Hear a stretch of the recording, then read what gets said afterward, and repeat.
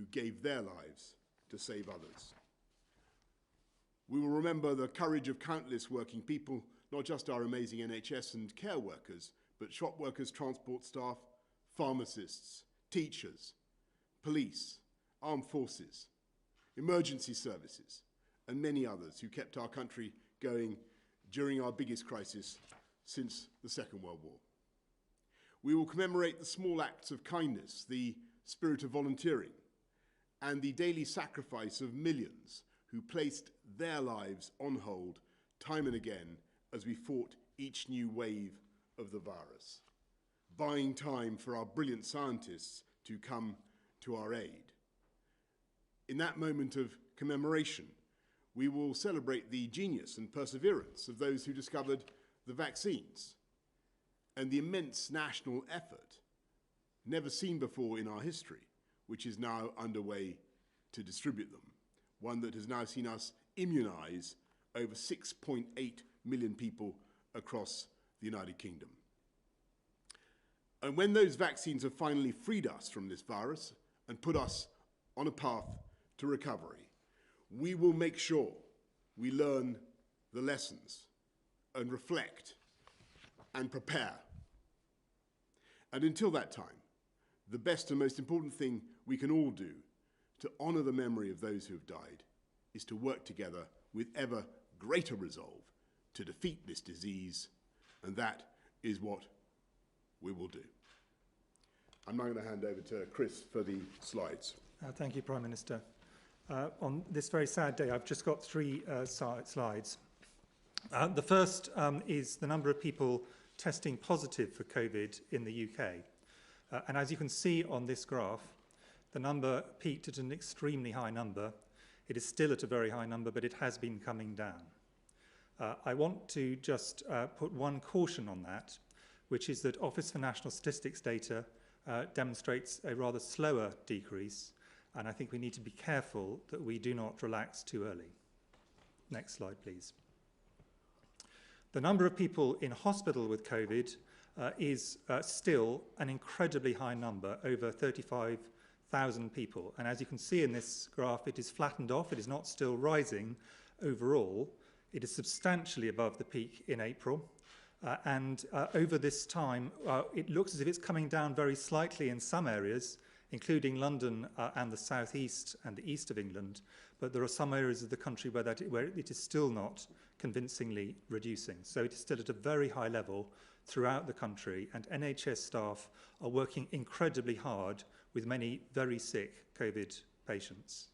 Next slide, please.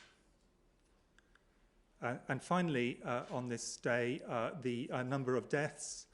At the moment, this looks as if this has flattened out, but at a very high level. So the most recent 7-day average for deaths, the rolling 7-day average, is 1,242 deaths, an incredibly high number. And I think we have to be realistic that the rate of mortality, the number of people dying a day, will come down relatively slowly over the next 2 weeks, and will probably be flat for a while now. So we will still, unfortunately, be having additional deaths to add to that very sad total that the Prime Minister talked about. Thank you very much. Thanks very much, Chris. Simon, anything you want to add? Well, I think really just to thank my fellow staff across the health service for everything that you have done over the course of the last year. This Sunday, it'll be a year since the first 2 patients with coronavirus were treated in hospital in Newcastle, and it'll be a year since the first flight returned from Wuhan to Arrow Park Hospital for quarantining of people returning to this country. And it's a year in which over 250,000 severely ill coronavirus patients have been looked after in hospital. And those staff who've been looking after those patients also, of course, experience what this pandemic has meant as daughters and as sons and as parents and as grandchildren with family and friends and neighbours. And so this is not a year that anybody is going to want to remember, but nor is it a year that across the health service any of us will ever forget. Thanks very much, Simon. Let's go to questions from the public now. Martin from the Wirral. With vaccines well on the way, what are long-term plans to allow a return to travel and government working proactively with other nations to install safe travel mechanisms, including potential shared databases and any technology, so we can get business growing as soon as possible. Thanks, Martin. Well, what we want to do is look at where we've got to on the 15th of February. As you know, that's the date by which we hope to have vaccinated all the most vulnerable groups, the Joint Committee on Vaccination and Immunisation 1 to 4 groups, and see where we are in terms of reducing the spread of infection and what we've done to protect the most vulnerable. I think, Martin, it'd be fair to say that, as you've heard from Chris, the rate of infection is still pretty forbiddingly high, but at a certain stage we will want to be getting things open, but that will depend on us continuing to succeed in driving the level of infection down and rolling out that vaccine program as fast as we possibly can. And what I will be doing in the course of the next few days and weeks is sending out in more detail as soon as we can when and how we want to get things open again. But that will depend on us continuing to beat the disease. Let's go to Mark from Plymouth, please. With the government expect to extend school closures until Easter, what strategy will the government publish to ensure no child is left behind?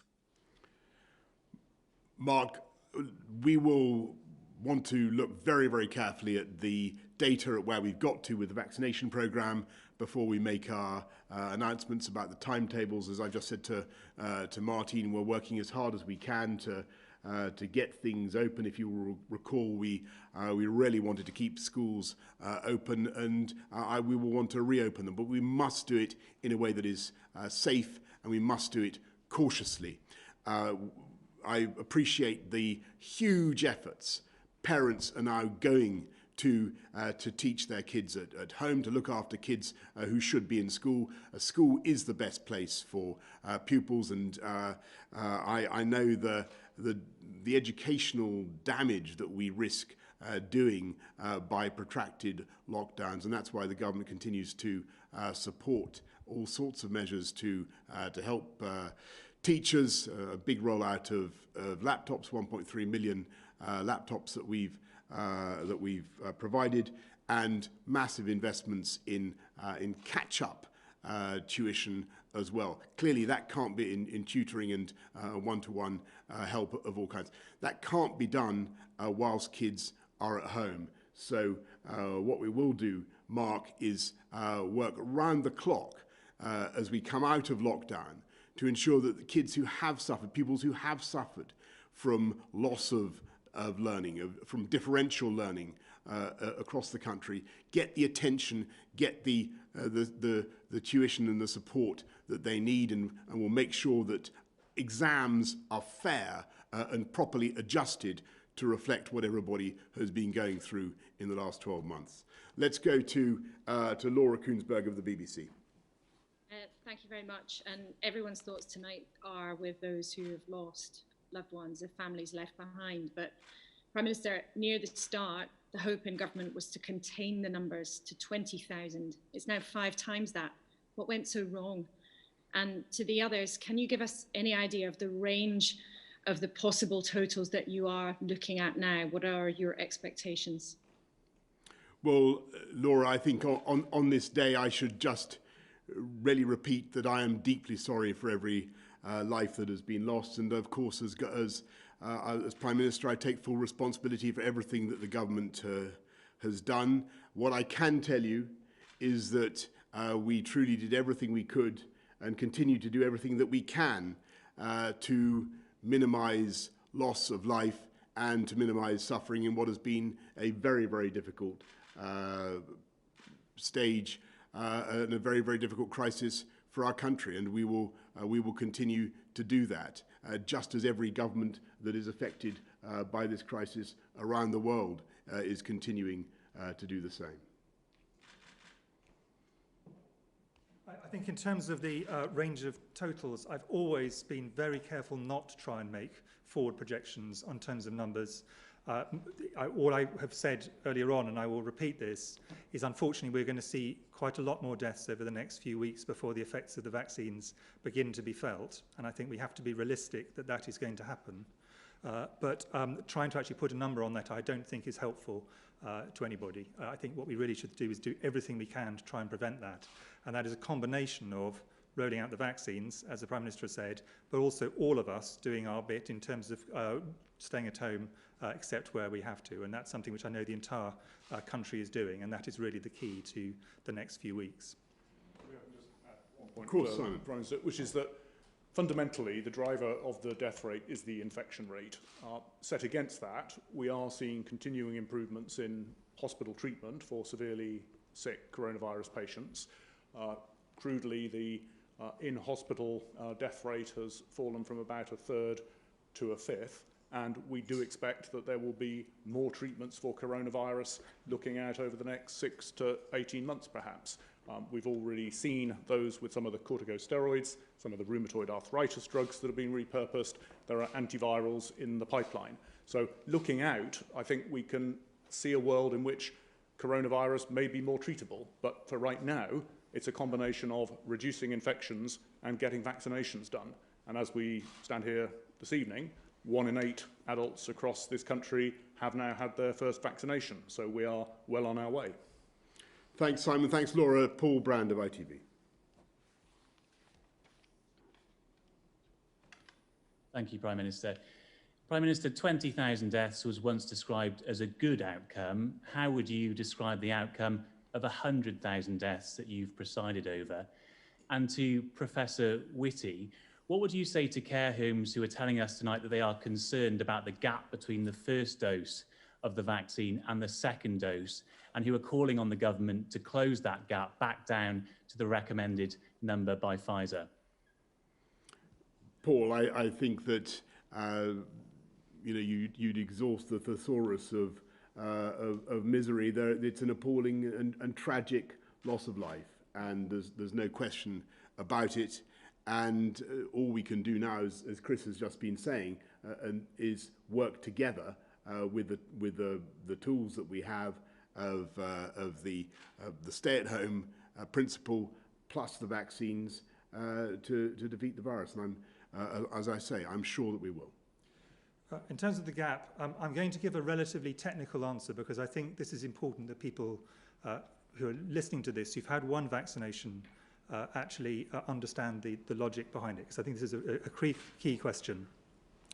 The first and really critical point, which I think everybody understands, is our limitation is the number of vaccines available. That's true here, it's true in every other country as well.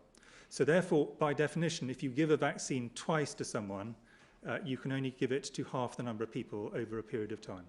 So the first reason for delaying the course of the vaccines is to double over the next few weeks the number of people who can actually have a vaccine and get some protection.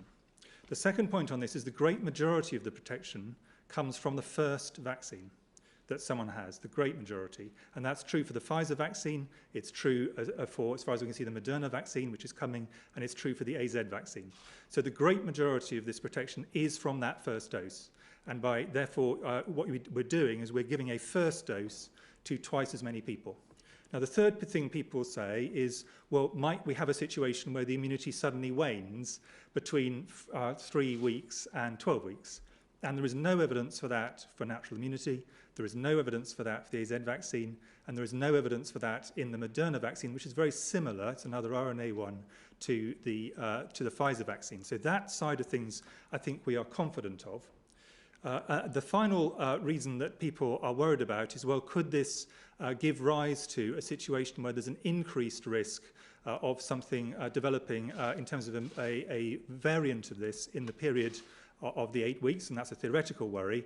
But there may be data, there certainly is data from AZ to imply we may get at least as strong a response, and for AZ at least, possibly even a stronger response for having the longer period of time, which means that will have a stronger period and for a longer period of protection afterwards, which will help protect the vaccine as well as the individual person afterwards. So there's lots of reasons why we think, we've thought very carefully about what the balance of this is, but the balance of risk in terms of reducing the number of deaths in the community, and I really want to stress that, that is the aim of this, is to maximise the number of people who get that first dose where the great majority of the protection comes from.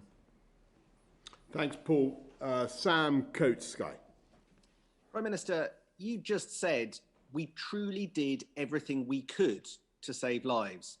Do you really not reflect on whether some of those 100,000 deaths could have been prevented if you'd made decisions differently and perhaps followed scientists' recommendations more closely?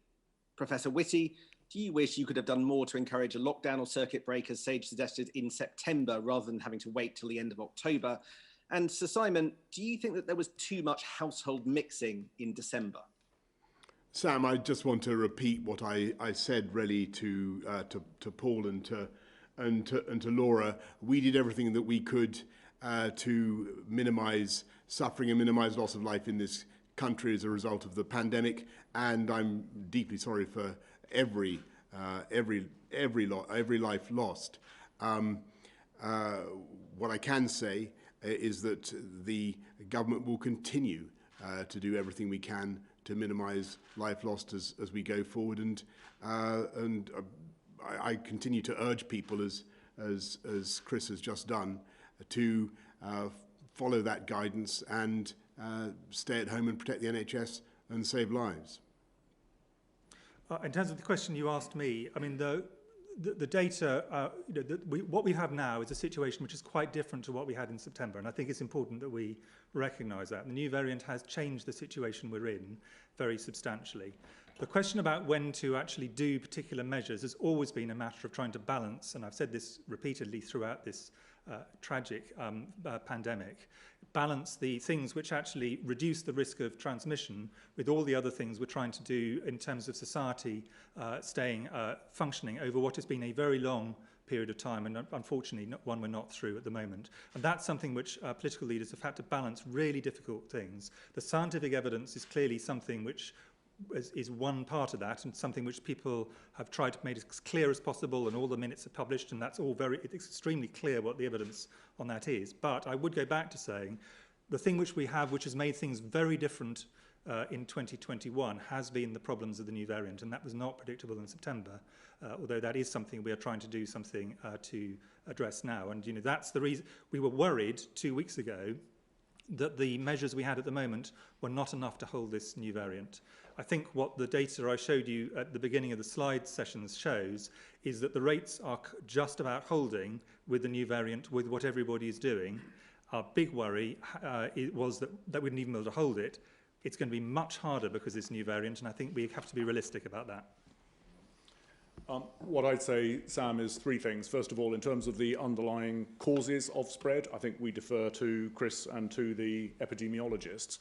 But secondly, the facts as we see it in the health service are that on Christmas Day, we had 18,000 coronavirus positive patients, and now we've got just under 33,000. But the third point is that we've seen that growth rippling up from the southeast, London, to the east of England, and then up to the Midlands, which is consistent with the spread of the new variant of the virus. Thanks very much, Sam. Pippa Crerar, The Mirror. Hello. Prime Minister, in the days and weeks approaching this sad milestone, have you spoken to the families bereaved by coronavirus? Do you ring them up privately or meet them on Zoom? And if you haven't, then why not? And if I could also ask you, NHS staff in Scotland were given £500 a bonus in recognition of their hard work during the pandemic. Even Lidl, the supermarket, has given its staff a £200 bonus today. Why haven't NHS staff in England had a similar gesture of support? And so, Simon, would you like to see them get one? Thank you. Well, Pippa, the answer to your first question is yes, of course, I've talked to families of the bereaved and will continue to do so. And again, I offer my condolences to everybody who's suffered a loss of a loved one during this pandemic, and we do our absolute utmost to support our wonderful NHS staff, and have indeed had a 3-year pay package for nurses that I think was 12.8%, and will continue to invest record sums in the NHS. I think the amount we invested in the NHS even before the pandemic began was more than any time in modern memory, £34 billion package of investment, and that will continue under this government. I think what I would say is that, having talked to many staff across the health service, obviously day in, day out, actually what people probably want right now is 3 things. First of all, to be able to look forward to some sort of respite from what has been just an incredibly demanding and continuous year of pressure. Secondly, to know that there are reinforcements on the way, that the staffing pressures in the health service will be taken seriously in the years to come, and there are some encouraging signs on that, but we've got to do a lot more. And then thirdly, to tackle the pressures in the here and now, which fundamentally are about reducing the number of new patients who are turning up in A&E severely ill with coronavirus day in, day out. So it's that combination, I think, a sense that there will be some respite, a sense that the health service will get resilient with the staffing support that it needs in the years to come. But for right now, that actually we collectively turn off the incessant new admissions that are arriving with very severely ill coronavirus patients. Thanks, Pippa. Harry Cole, the Sun. Thank you, Prime Minister. Our readers with children are desperate for some clarity. This is not a question of when, but a question of how. Will children in lower case areas be allowed to go back to school first, especially primary school children who have the most to lose from this virus educationally? Will you phase back schools by age and region when it is possible to begin getting children back into the classroom? And if I may, there's been some saber rattling and some comments out of Europe looking at the possibility of blocking exports of vaccines produced into Europe to third countries like the UK. Can we get our response from you to that? And what measures are you putting in place behind the scenes to make sure that our vaccine supplies are not under threat from a hostile action such as that? Okay. Thanks, Harry, very much. Getting kids back into school, primary kids back into school, as I said earlier, that's something that has been a top priority for the government, continues to be our top priority for any kind of reopening.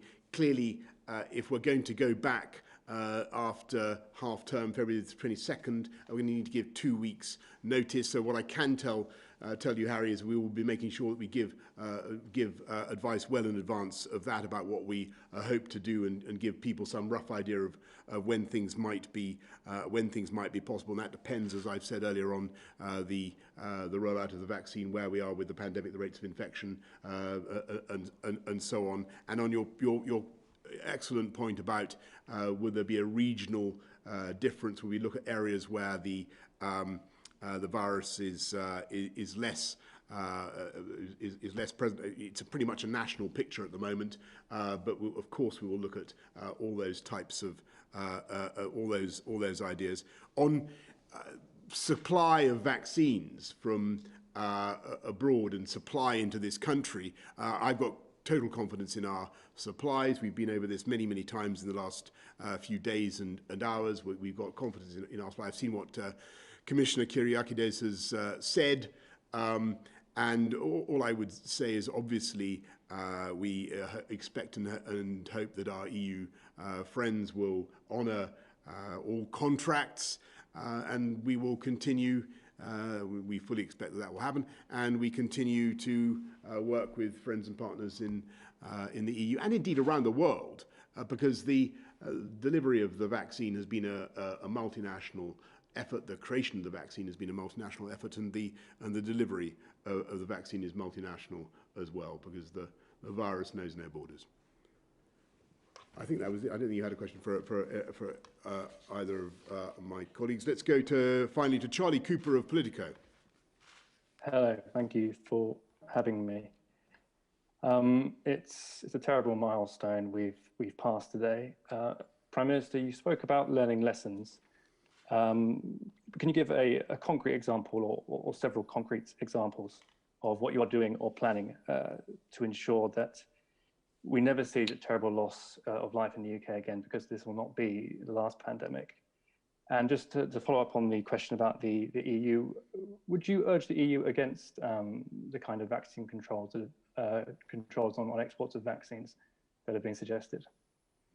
So would I urge the EU to do what? Against them? Yes. So sorry, so I wasn't quite sure of that. Yeah. Look, Charlie, thank you very much. On what we're doing, let's be in no doubt that the UK is in a radically different position now from where we were 12 months ago when it comes to pandemic preparedness or dealing with an epidemic of this kind. We have huge quantities of, not only huge quantities, for instance, of PPE, but we have the ability to make it ourselves. We've created an indigenous industry to do not just to conduct lateral flow testing, but to make lateral flow tests.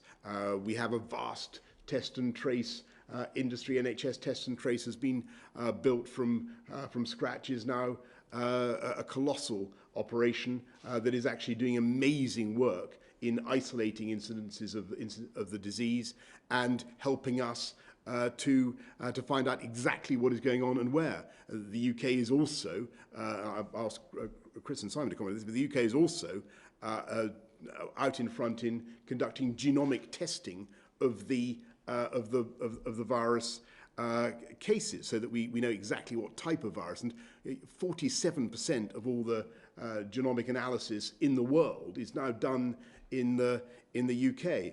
You'll have seen what this country has done in terms of creation of the viable treatments for the virus, or pioneering viable treatments in the form of dexamethasone, and clearly we are out in front in the manufacture of or the creation of, or one of a group of countries that is doing well in helping to create vaccines. None of that is, of course, any consolation for the terrible toll of life that we're forced to announce today, that I'm forced to announce today. But I can tell you that things are really very different now in the UK as a result of the pandemic, and our readiness for any future pandemic is really colossal by comparison. But that's probably no particular surprise to you or to our viewers.